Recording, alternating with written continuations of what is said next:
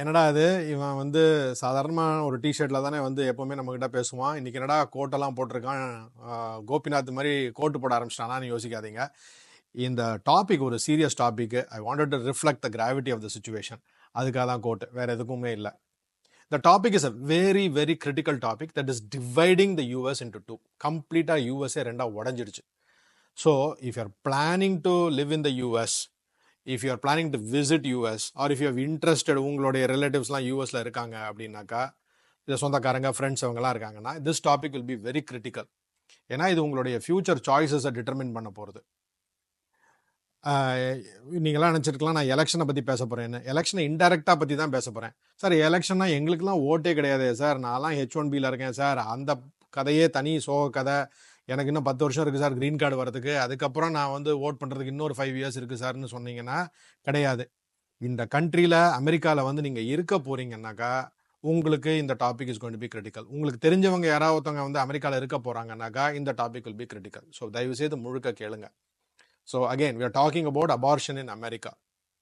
So abortion in America முன்னால் எப்படி இருந்ததுனாக்கா, row versus wired அப்படின்னு ஒரு பர்டிகுலர் லா இருக்குது. அந்த லாவோட ப்ரொடெக்ஷனில் இருந்தது. இதுக்கு முன்னால் ஒரு குட்டி கதை மட்டும் சொல்லிடுறேன். ஒரு லேடி இருக்காங்க, மெக்கார்வின்னு நினைக்கிறேன், மெக்கார்வின்னு ஒரு லேடி இருக்காங்க. அவங்க வந்து டெக்ஸஸில் இருக்காங்க. 1970 அவங்களுக்கு வந்து she gets pregnant and she doesn't want have the baby. ஏன்னா பயங்கர மென்டல் ஸ்ட்ரெஸ்ஸு, தன்னைத்தானே அந்த குழந்தைய பார்த்துக்க முடியுமான்னு அவங்களுக்கு தெரியல. ஸோ அதனால் என்ன சொல்கிறாங்க, எனக்கு அந்த குழந்தை வேணாங்கிறாங்க. டெக்ஸஸில் அப்போல்லாம் ஒரு அபார்ஷன் லா இருந்தது, டெக்ஸஸில் வந்து அபார்ட் பண்ண முடியாதுன்னு சொல்லிட்டு. அப்போ அந்த லேடி என்ன பண்ணுறாங்கன்னா, ஷீ சூஸ் அண்ட் சேஸ், எனக்கு அபார்ட் பண்ணிக்கணும், இது எனக்கு வந்து ஒரு ஆப்ஷனே இல்லாமல் இருக்குது, அதனால் நான் வந்து அபார்ட் பண்ணணும்னு நான் நினைக்கிறேன் அப்படின்னு சொல்கிறாங்க. அந்த கோர்ட் வந்து சுப்ரீம் கோர்ட் வரைக்கும் போகுது. அவங்க பேர் அப்போ வெளியே சொல்லக்கூடாது. அப்போ வந்து என்ன பண்ணுறாங்க, மெக்கார்விங்கிற பேரை வெளியே சொல்லக்கூடாதுங்கிறதுக்காக ஜேன் ரோ. இந்த காலத்தில் இப்போ என்ன சொல்லுவோன்னா, ஒரு ஜான் டோன்னு ஒரு ஐடென்டிஃபை பண்ணுவாங்க. அதாவது பேர் சொல்ல விரும்பாத ஆண்களுக்கு வந்து ஜான் டோன்னு ஐடென்டிஃபை பண்ணுவாங்க, பேர் சொல்ல விரும்பாத பெண்களுக்கு ஜேன் ரோன்னு ஐடென்டிஃபை பண்ணுவாங்க. அதனால ஜேன் ரோன்னு ஐடென்டிஃபை பண்ணுறாங்க, ரோங்கிற லாஸ்ட் நேமை வச்சு.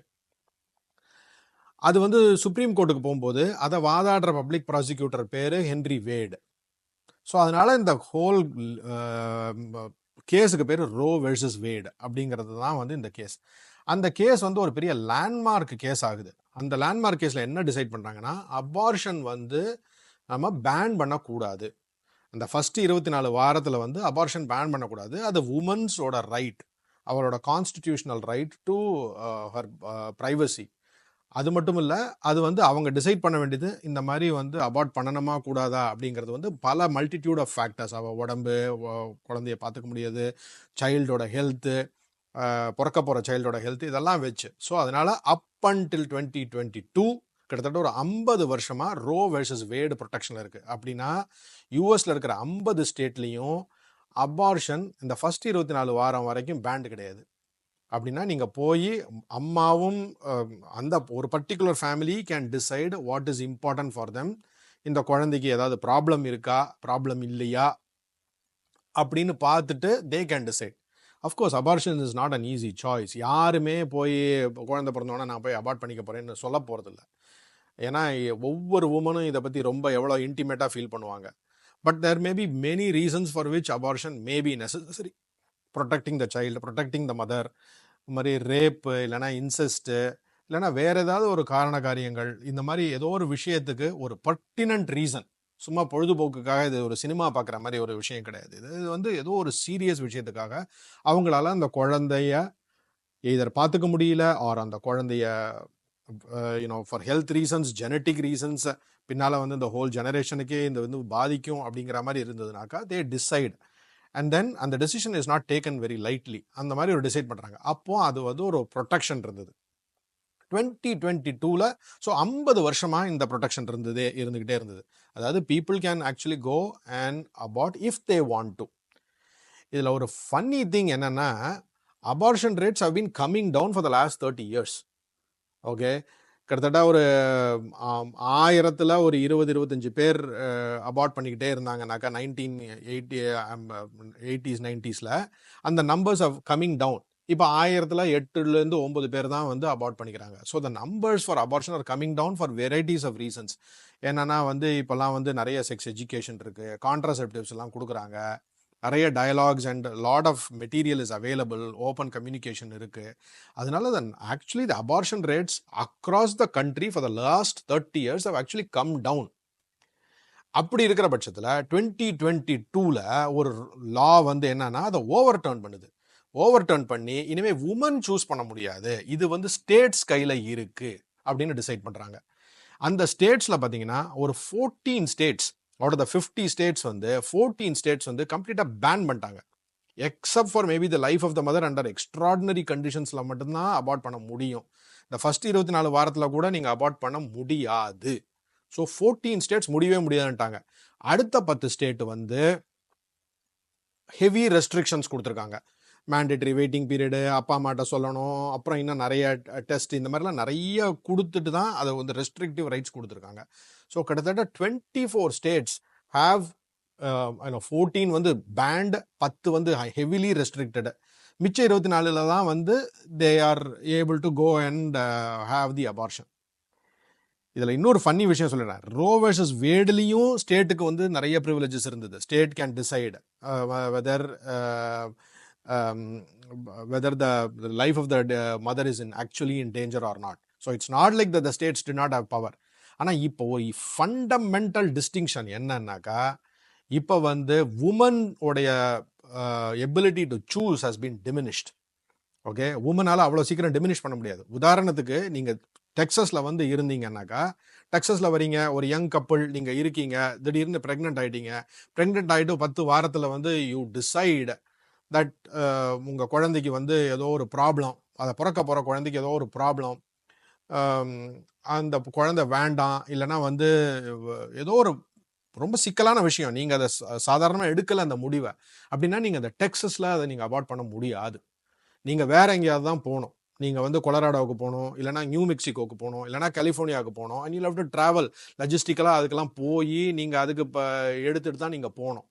நீங்கள் டெக்ஸஸில் நீங்கள் எடுத்தீங்கன்னாக்கா you may be criminally prosecuted, உங்களை அபார்ட் பண்ணுற doctor may be criminally prosecuted. This is the extent of the law. அப்படி பார்த்தீங்கன்னா 50ல் 24 ஸ்டேட் இந்த மாதிரி லா பாஸ் பண்ணிட்டாங்கன்னா நீங்கள் எப்போ எங்கே வந்து இருப்பீங்க? ஸோ நீங்கள் வந்து நாளைக்கு நீங்கள் என் பொண்ணு வந்து அமெரிக்காவுக்கு அனுப்பிச்சிருக்கேன், அவள் வந்து அங்கே மாசமாக இருக்கா, நான் போய் பார்க்க போகிறேன்னாக்கா ஏதாவது ஒரு ப்ராப்ளம்னு வந்துருச்சுன்னா அந்த ப்ராப்ளத்தை நீங்கள் அங்கே சால்வ் பண்ண முடியாது. அந்த மாதிரி அபார்ட் பண்ணுற மாதிரி ஒரு ப்ராப்ளம் வந்துடுச்சுன்னா அந்த ப்ராப்ளத்தை அந்த ஸ்டேட்டில் சால்வ் பண்ண முடியாது. நீங்கள் வேறு ஏதாவது பக்கத்து ஸ்டேட்டுக்கு போயிட்டு அதுக்கு உங்கள் இன்சூரன்ஸ் எல்லாம் என்ன கவர் பண்ணுதா, எப்படி கவர் பண்ணுது, உங்களுடைய லஜிஸ்டிக் சார்ஜஸ், மன உளைச்சல், ஒரு சாதாரணமாக நடந்துகிட்டு இருந்த விஷயத்த. Plus abortion has been coming down quite significantly over the last 20 to 30 years. அப்படி இருக்கும்போது இதை வந்து ஓவர் டர்ன் பண்ணிட்டாங்க. ஏன் இதை ஓவர் டர்ன் பண்ணோம் அப்படின்னா, இது வந்து நான் என்னோட அன்அடல்ட்ரேட்டட் ஒப்பீனியனை சொல்கிறேன், இது பியூர்லி பொலிட்டிக்கலி மோட்டிவேட்டட். ஏன்னா வந்து இதை வந்து இதோட பவர் எங்கே இருக்குன்னாக்கா சுப்ரீம் கோர்ட் ஜஸ்டிஸஸ் கையில் இருக்குது. சுப்ரீம் கோர்ட் ஜஸ்டிஸை வந்து அப்பாயிண்ட் பண்ணுறது இந்த பிரசிடென்ட் வந்து அப்பாயிண்ட் பண்ணுவாங்க. அதுக்கப்புறம் செனட்டோட கான்ஃபர்மேஷன் கிடைக்கும். கான்ஃபர்மேஷன் கிடைச்சப்புறமா அந்த சுப்ரீம் கோர்ட் ஜஸ்டிஸ் வந்து லைஃப் லாங்காக இருப்பாங்க.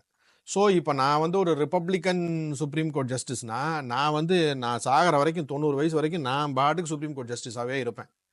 இது வந்து இதில் நிறைய அவங்களுடைய குழந்தைய வந்து பிறக்கிற குழந்தைய கொல்லக்கூடாது அப்படிங்கிற ஒரு நோபல் இன்டென்ஷனில் தான் அது ஆரம்பிச்சது. ஆனால் it has turned into a political battle field. இப்போ எல்லாருக்குமே குழந்தைங்கிறது ரொம்ப ரொம்ப இம்பார்ட்டண்ட்டு.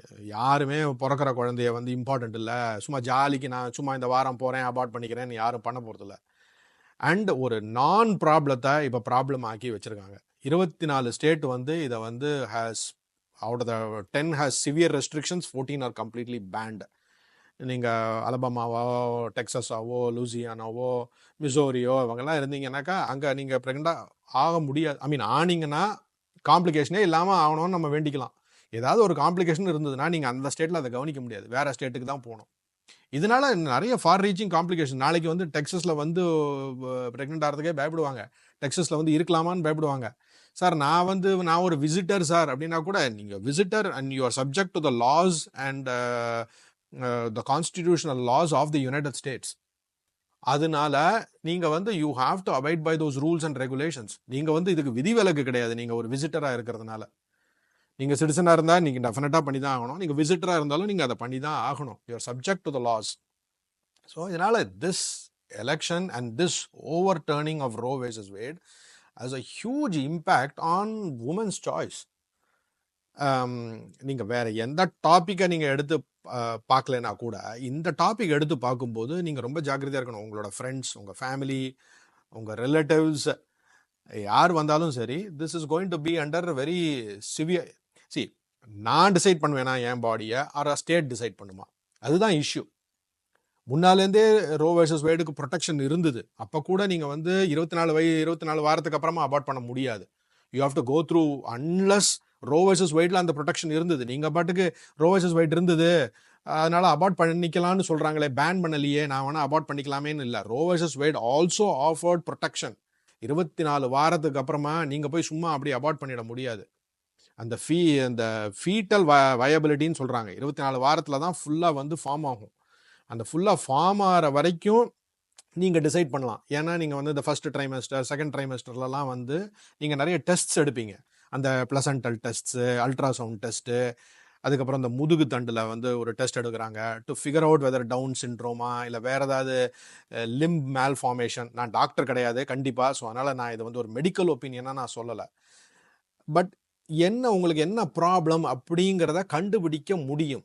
கண்டுபிடிச்சிட்டு குடும்பமாக உட்காந்து ஆலோசித்து ஒரு முடிவு எடுக்க முடியும். நம்ம வந்து அந்த குழந்தைக்கும் ப்ராப்ளம், நமக்கும் ப்ராப்ளம், இந்த ப்ரெக்னன்சியும் ரொம்ப டஃப்பாக இருக்க போகுது, மதரோட உடம்புக்கும் வந்து உயிருக்கும் ஆபத்து இருக்க போகுது அப்படிங்கிறது ஒரு ஃபேக்டர்.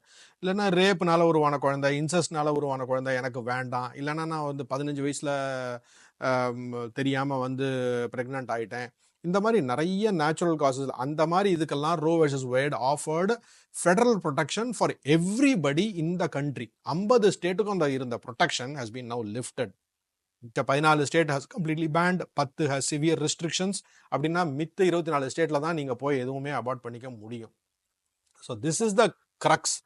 இதுதான் வந்து மெயின். இதை வச்சு நீங்கள் தீர்மானம் பண்ணணும் உங்களுடைய ஓட்டோ, உங்களுடைய அலிஜியன்ஸோ. Okay, this is one of the most critical topics. ஒரே ஒரு சின்ன விஷயத்தோட முடிக்கிறேன்.